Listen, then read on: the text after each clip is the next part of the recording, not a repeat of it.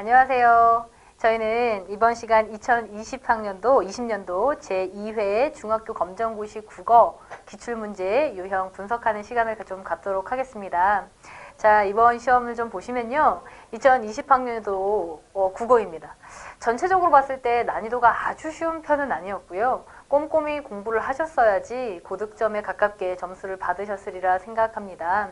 어떤 점이 좀 유형별로 있었는지 유형별로 좀 보시면 문법 부분에서 총 11문제가 나왔습니다.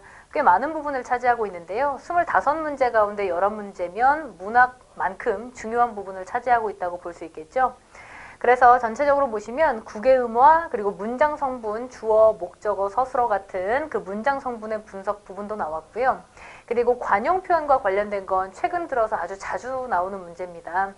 기출문제 풀어보셨더라면 관용 표현 나오는 거 확인해 보셨을 수 있고요. 요번에도 관용 표현 어김없이 나왔습니다. 그리고 다의어와 관련된 문제들도 있었고요. 또 문제 가운데서는 꼼꼼하게 보기가 완전히 분석이 됐어야 1, 2, 3, 4번 선택지 가운데 답이 보이는 문제들도 있었습니다. 문법 문제가 과거에 비해서는 조금 세분화되고 있기 때문에 꼼꼼하게 보시되 중요한 부분들 말고 다른 영역들까지도 전체적으로 살펴볼 수 있었어야지 문제를 푸는 게 쉽게 가능했으리라고 봅니다. 그렇게 문법 문제가 좀 나왔고요. 그리고 문학이랑 시 부분은 좀 익숙한 작품들이 나왔습니다. 상대적으로 조금 더 쉽게 느껴질 수 있는데요. 어떤 작품 나왔는지 보시면 윤동주의 서시 나왔습니다. 우리 교재에서 쉽게 볼 수 있었던 작품이고요. 서시 말고도 주요섭의 사랑손님과 어머니도 교재에서 똑같이 봤었던 작품이거든요. 중요한 것들 위주로 물어봤었기 때문에 어렵지 않았을 거라 생각되고요. 다만 윤동주의 서시나 주요섭의 사랑손님과 어머니 같은 경우는 작품의 내용뿐만이 아니고 좀 더 중요하게 봤어야 되는 게 갈래별로 특징들이 반드시 바로 아래에 문제에 붙어 있었습니다. 그래서 시에 해당하는 갈래적인 학습과 함께 현대소설에 해당하는 갈래적인 학습, 그리고 기본적인 서술자 찾기라든지 표현상의 특징 또는 직접적인 서술, 간접적인 서술 등 그런 서술적인 소설의 특징들 알고 계셨어야지 문제 푸는데 가능했을 거고요. 그리고 고전소설도 홍길동전 나와 있습니다. 단순히 내용을 확인하는 문제들도 있었지만 그 외에 고전소설의 갈등 요소 파악하는 문제들이 있었기 때문에 역시나 그 갈래별 학습을 꼼꼼히 하신 경우에 문제를 쉽고 정확하게 풀 수 있었을 거라 생각합니다. 그래서 이런 홍길동전들 있었고요. 여기 나오지요. 서술자라든지 화자의 태도라든지 또는 위치, 3인칭인지 1인칭인지 이런 것들 묻는 문제들. 근데 이런 것들은 우리가 교재 안에서 수업했었던 아주 기본적인 사항들이기 때문에 이런 기본적인 문제들을 기본적인 학습을 통해서 했더라면 어렵지 않게 풀 수 있었을 것으로 생각됩니다. 또 이런 문학작품들은 평상시에 기출문제에도 자주 나왔던 작품이고요. 교재 안에서도 중요하게 다뤘던 작품이기 때문에 학습을 하셨더라면 기출문제 푸시는데 실제 시험 보시는데도 어렵지 않았을 것 같습니다. 그리고 나서 비문학을 좀 보시면 봤던 지문, 익숙한 지문 보이고요. 또 하나는 좀 익숙하지 않다 하더라도 설명문, 논설문을 자주 읽어왔더라면 기출문제 중심의 빈출학습들 풀어왔더라면 내용 확인 문제들을 묻고 있었기 때문에 이 역시 가능했을 거고요. 또 하나 마지막에 나왔던 25번 문제 같은 경우에는 설명 방법입니다.